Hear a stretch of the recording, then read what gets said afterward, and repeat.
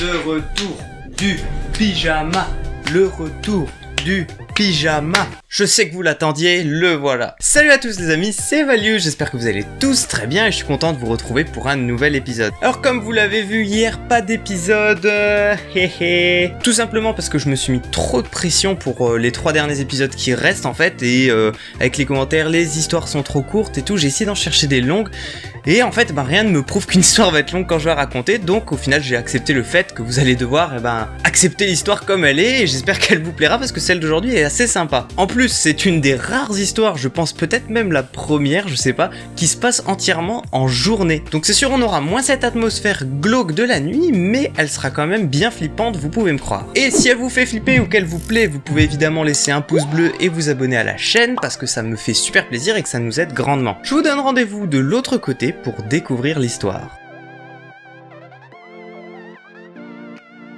C'était il y a 4 ans alors qu'Héloïse avait 14 ans. Elle est canadienne mais elle passe la plupart de ses étés en Australie avec son frère pour aider son oncle qui a une ferme là-bas. Dans cette maison il y a uniquement son oncle et ses 2 enfants, à savoir sa cousine et son cousin. Mais sa cousine n'est pas souvent à la maison car elle fait une école de ballet qui lui prend énormément de temps. Son cousin, son frère et son oncle sont tous les 3 très protecteurs. Elle dit même que le reste de l'année, son frère ne la laisse pas rentrer toute seule de l'arrêt de bus jusqu'à la maison. C'était donc les vacances d'été et elle les occupait entre surfer et aider son oncle dans la ferme. Mais ce matin-là, Héloïse s'est levée un peu plus tard que d'habitude et elle découvre que son frère est parti surfer sans elle. Elle va dans la cuisine pour prendre son petit déjeuner, mais lorsqu'elle y arrive, elle découvre un homme sous le bureau de l'ordinateur. Après un léger sursaut, elle voit son oncle juste à côté et il lui dit que c'est un réparateur et qu'il en aura pour à peu près 1 heure avant de s'en aller. Son oncle lui dit qu'il a besoin de passer au magasin car il avait besoin d'acheter certaines choses et de faire attention car son frère et son cousin étaient donc effectivement partis surfer. Son oncle s'en va et elle est encore dans la cuisine en train de prendre son petit déjeuner lorsque cet homme se redresse. Il était assez corpulent et imposant,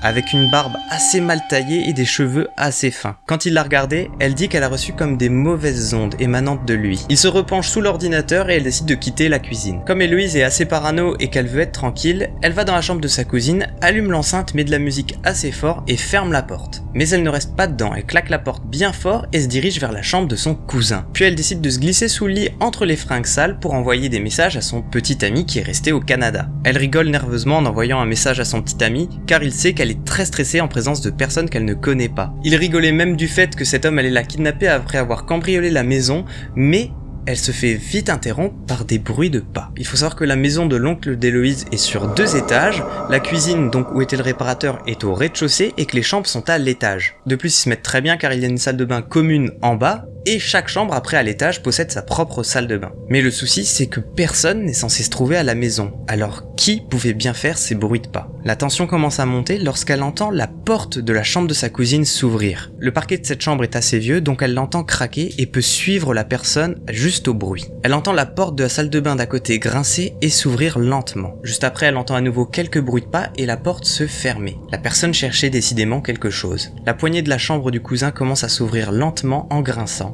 Et depuis le dessous du lit, Héloïse voit des bottes rentrer dans cette chambre. Comme dans la pièce d'à côté, la personne va faire les 100 pas, cherchant un petit peu partout et même ouvrant la salle de bain. Mais heureusement pour Héloïse, son cousin n'aime pas ranger et il y a beaucoup de merde sous le lit, donc ça la cache un petit peu. La personne va même fouiller dans le placard avant de grogner et ressortir, mais sans fermer la porte. À ce stade, Héloïse est extrêmement paniquée, mais elle entend la personne sortir son téléphone et appeler quelqu'un. Non, j'arrive pas à la trouver.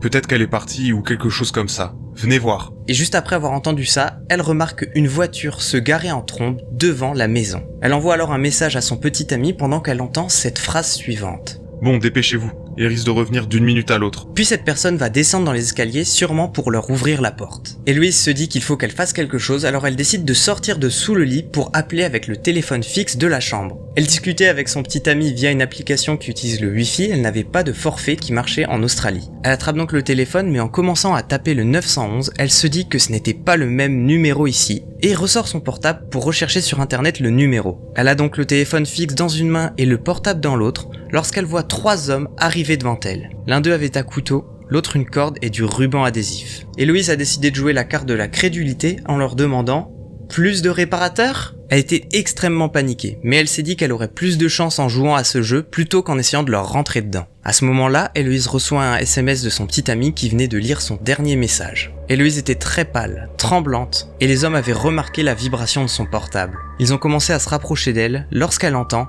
« Oh, qu'est-ce que vous foutez ?» C'est alors que son frère, son oncle et son cousin sont rentrés tous les trois en même temps dans la maison. Ces trois hommes se sont donc retrouvés coincés entre la famille et Héloïse. Son cousin et son frère portaient tous les deux une planche de surf et leur ont demandé qu'est-ce qu'ils faisaient seuls dans une chambre avec une jeune fille. Ils ont alors essayé de dire quelques excuses lorsque son oncle surprotecteur n'a pas du tout aimé ça et leur a mis une droite en pleine gueule. Il s'est échangé une pluie de coups de chaque côté et Héloïse est retournée se cacher sous le lit. Mais finalement les trois hommes réussissent à s'échapper en courant et en remontant dans la camionnette avec laquelle ils étaient venus. L'oncle d'Héloïse a donc appelé la police qui est venue prendre la déposition de tous les membres de la famille et heureusement pour eux les plus graves blessures n'étaient que de légères coupures. Mais malheureusement pour Héloïse, la police n'a jamais réussi à remonter la piste des trois hommes qui ont essayé de la kidnapper ce jour-là. Et autant vous dire que ça ne l'a pas du tout aidé à affronter sa peur des gens qu'elle ne connaît pas, car encore aujourd'hui elle ne peut pas faire confiance à quelqu'un qu'elle ne connaît pas.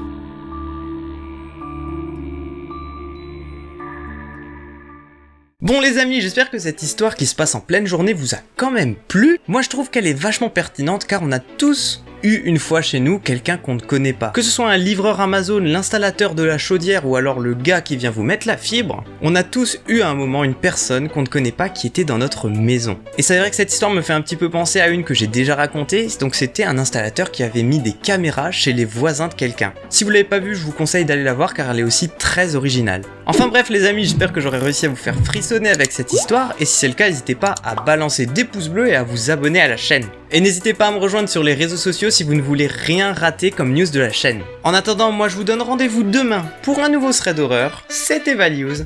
Ciao.